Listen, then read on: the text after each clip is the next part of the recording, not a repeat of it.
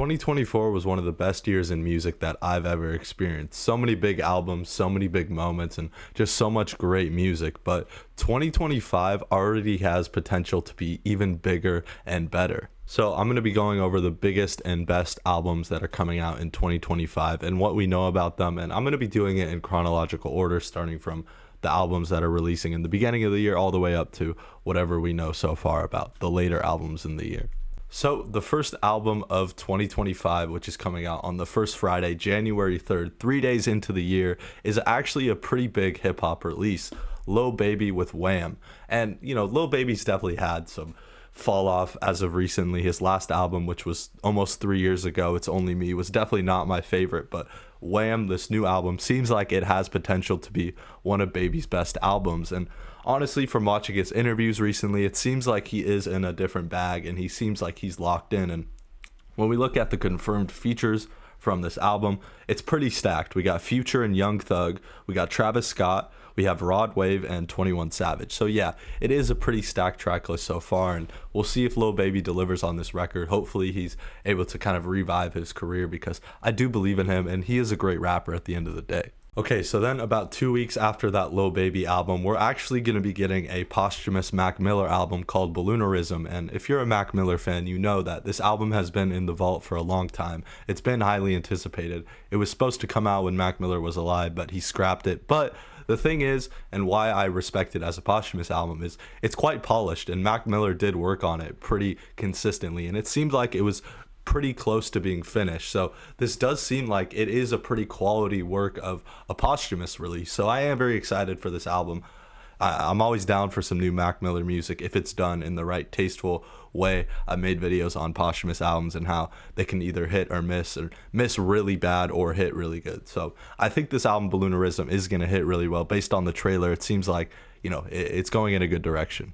Okay, so then a week after that Mac Miller album, we're going to be getting a new The Weeknd album and what is presumed to be his final record, Hurry Up Tomorrow, on January 24th. And this is probably why you clicked on this video for a lot of you, just because I have a lot of The Weeknd subscribers. So yeah, I made tons of content on this album and I will continue to do so as leading up to this album and just the rollout in general. I'm very excited. The Weeknd always delivers with cinematic album experiences. So yeah, very excited. And, you know, I'll obviously be going more in depth on other content. So stay tuned for that on this channel. And that's pretty much it for confirmed release dates on big major albums. There's obviously other albums coming out, like FK Twigs has an album, Bad Bunny has an album. There's a few others that have pretty major releases, but I just wanted to cover the confirmed ones that subscribers and what I'm interested in. So yeah, I want to go over some more speculatory, if that's even a word. Speculatory?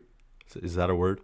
I don't know, but it just stuff that is not confirmed that we can speculate on that will be coming out in 2025, if not confirmed pretty much, or just speculation. All right, so the person I would bet money on for dropping that is pretty much confirmed is Travis Scott.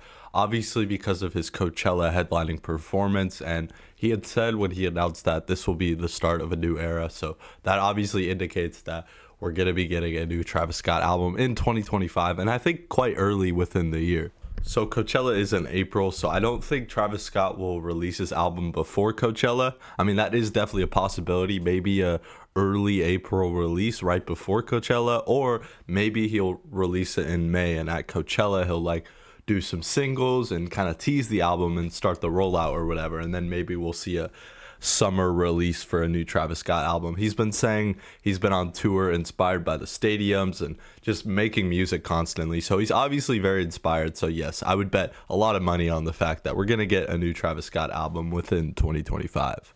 I'm not gonna mention Playboi Carti.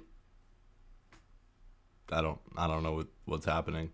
Okay, so Kanye West is another big album that could release in 2025. Obviously with Bully, we got that rollout kind of started in late 2024. So I definitely could see a Kanye West album be added to the catalog within 2025. And I honestly can't predict when that would be. Obviously Bully is like able to ship, and there was that kind of news, so maybe the album is kind of finished, but Kanye's staying kind of quiet. So if I had to predict, it would be early in the year 2025, but I mean, you can't really trust Kanye. A$AP Rocky, Don't Be Dumb, to be announced.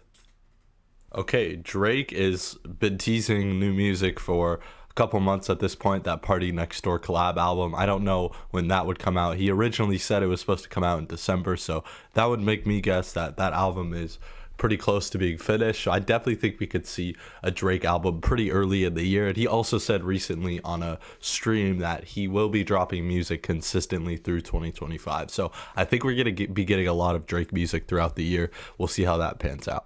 And speaking of Drake, Kendrick Lamar, obviously there was that speculation that we could be getting a deluxe of GNX or even an entirely second album. And I made content on this. I made a full deep dive into this narrative. And honestly, I think that's going to be true. With the Super Bowl around the corner, I definitely think we could see Kendrick drop a huge album, like a theatrical piece, similar to like a Mr. Morale and the Big Steppers.